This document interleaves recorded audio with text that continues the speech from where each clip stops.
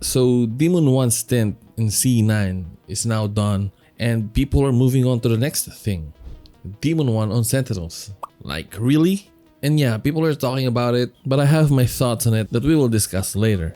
But before we discuss about that, I want to touch on how Demon 1 was able to pull off a sort of a comeback in 2026. And I'm pretty sure most of you already know this, but it's just unusual. It's not the typical path that someone would go through to revive their careers. So basically, what Demon 1 did is that he ranted on stream, basically a meltdown. Chat, the Valorant tier 1 scene does not deserve my skill level. Fucking ungrateful fucking scene.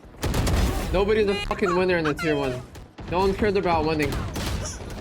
Everyone's just there to be friends and make money. No one has the same competitive drive as me. And my initial reaction to it was that it's going to bury his career for good, but it actually had a reverse effect.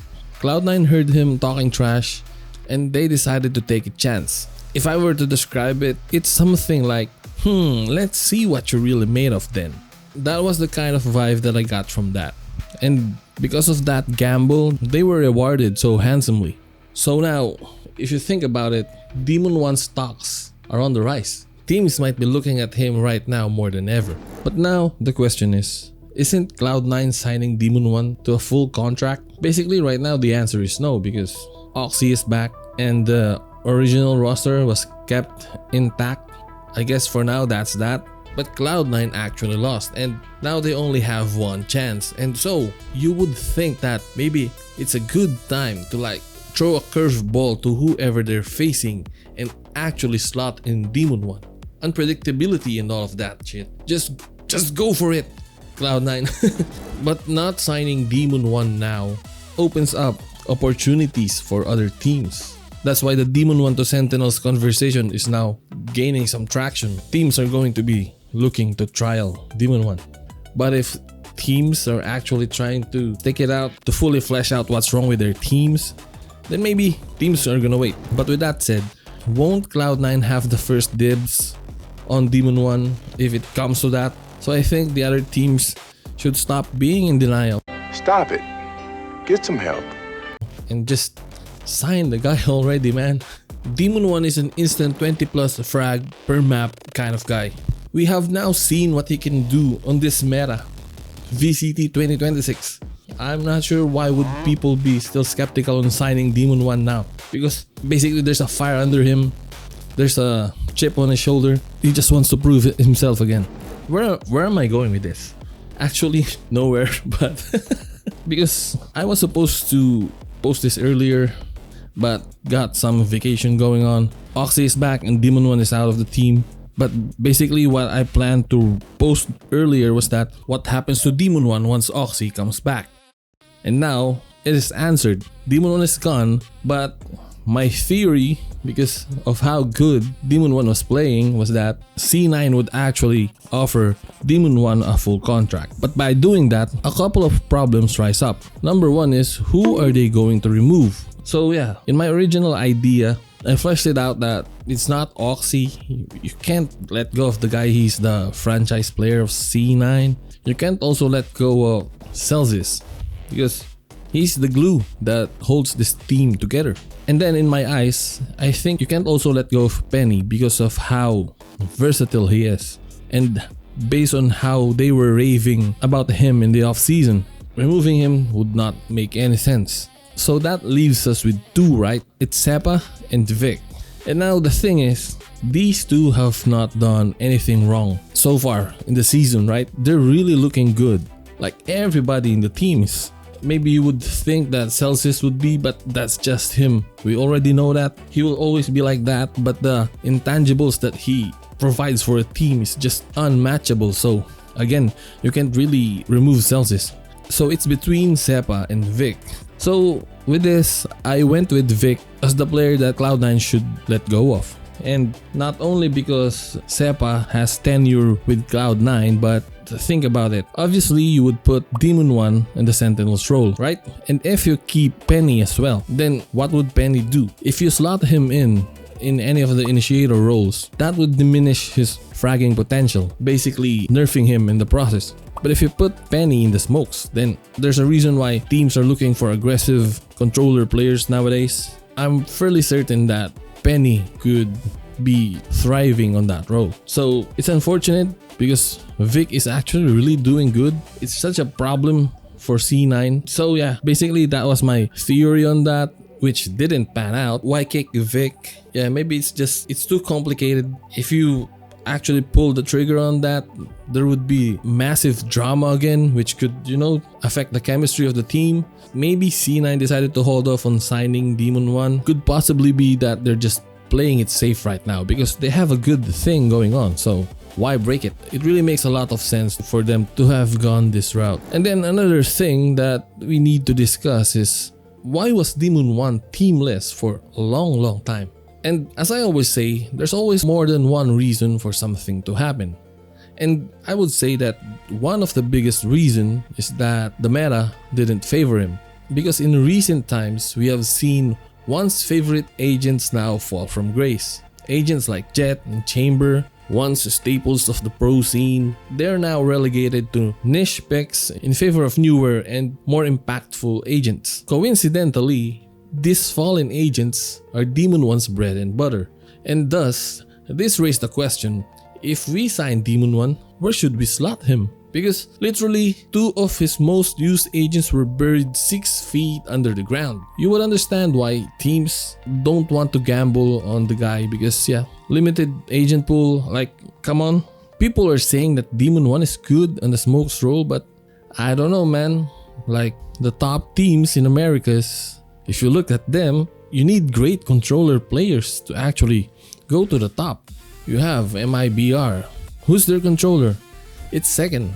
Keiko is still actually the controller, but they're like sharing the duties between him, Scuba, and Ethan. You see the level of competition? You need to compete with second, Keiko, Artsin, Valen. Maybe this does not count because Sentinels are not doing good right now, but John Cutie is also popping off, so yeah. Yeah, we can say that Demon 1 is good at the smokes role, but you need to be great in order to succeed, in order to qualify to international tournaments. Plus, Demon 1 is better positioned in a role that he can just use his aim and not be burdened by placing smokes here and there. So yeah, I think Demon 1's potential is maximized when you put him in an agent that just throws down util in the ground, traps, whatever, and then just let him aim. Just let him pre-aim every angle, everything, So another reason why Demon 1 was not picked up for a long time was because of the naysayers, the haters. And you've got Chet, the former energy coach, I think is Demon 1's biggest detractor. Because he just needed to air shit out in the open because Demon 1 actually cost him money. Basically, the context of that is that he needed to use part of his money to sign Demon 1 to Energy back in 2024. So yeah. And then there's also Marv. I'm not sure what's between Marv and Demon 1, but I don't think it's relevant to what we're talking about right now. Whatever the naysayers were saying, plus the other factors that we'll get into later, they just had some effect on the other teams. These guys were tenured in the scene after all, so no matter what, their words will hold some weight. But now, it looks like they have been proven wrong. Not necessarily because they were lying, but it could possibly be because Demon 1 had a realization and maybe he changed. Because it has been a while since he had a team and he still feels like competing, proving everyone that he's still the best. So he decided to tweak himself a bit. Which brings us to our last point, as to why Demon 1 has been teamless for so long. And sure, Demon 1 might have changed here and there, but there's still one thing blatantly obvious that has not changed at all. And that is when Demon 1 is holding the mic. You just don't know what you're getting. The haters, respect my fucking name. I'm the best player in this game. Best player! See, I personally enjoy it actually, and I'm tuning into whatever he has to say. But the people running VCT seems to be averse to what Demon 1 has to say on the mic. And I get it, because Riot has investors, sponsors, kids are watching, parents are watching over their kids. So whatever shit it is, Riot needs to have a tight leash on what can be said and not be said on the screen. So yeah. And I'm going on a tangent here, but don't you enjoy it when more players have personality? The matches have more stakes, the narrative goes deeper, and the team rivalries get spicier, you know? I mean, you're trying to be the best player or the best team in the world, but you would need to strip off your personality and do it in a PG kind of way. I'm not sure if I'm the only one feeling this way, so sound off in the comments. Does Valorant need more personality, or am I just a crazy person? And now let's talk about Sentinels Demon 1. I'm pretty sure I have discussed this earlier already, and I think Demon 1 on Sentinels is not a good fit.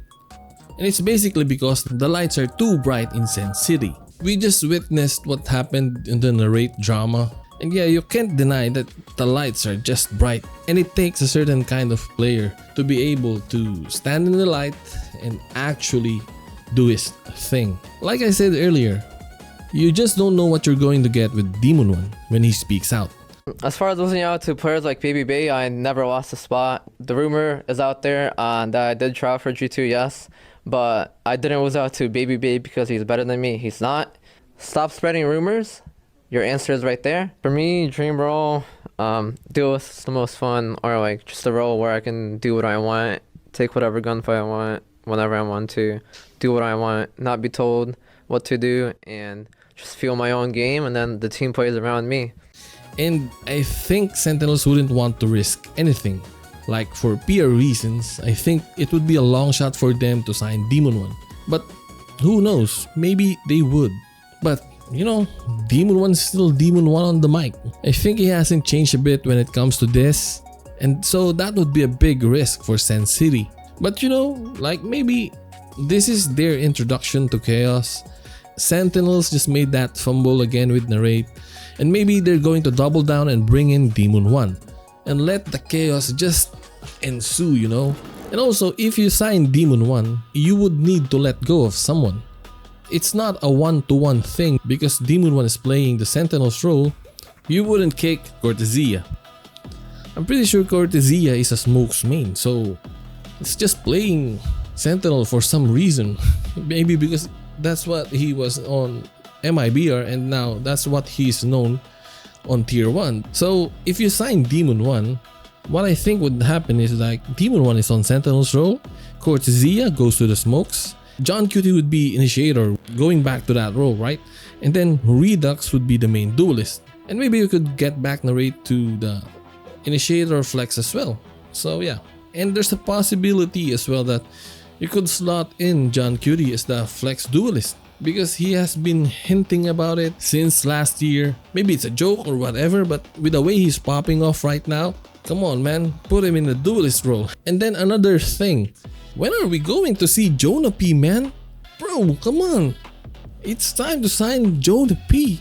What is he still doing on the sidelines, man? Oh yeah, and if you sign JonahP, then I have not mentioned it, but Caillou would also be out of the team because you're going to slot in Demon 1 and JonahP if ever, right? So yeah, and it's kind of perfect because Jonah would be the scans and then John Cutie would be the initiator. Doesn't that make actual sense? Is anyone down for that? You know, leave it down in the comments.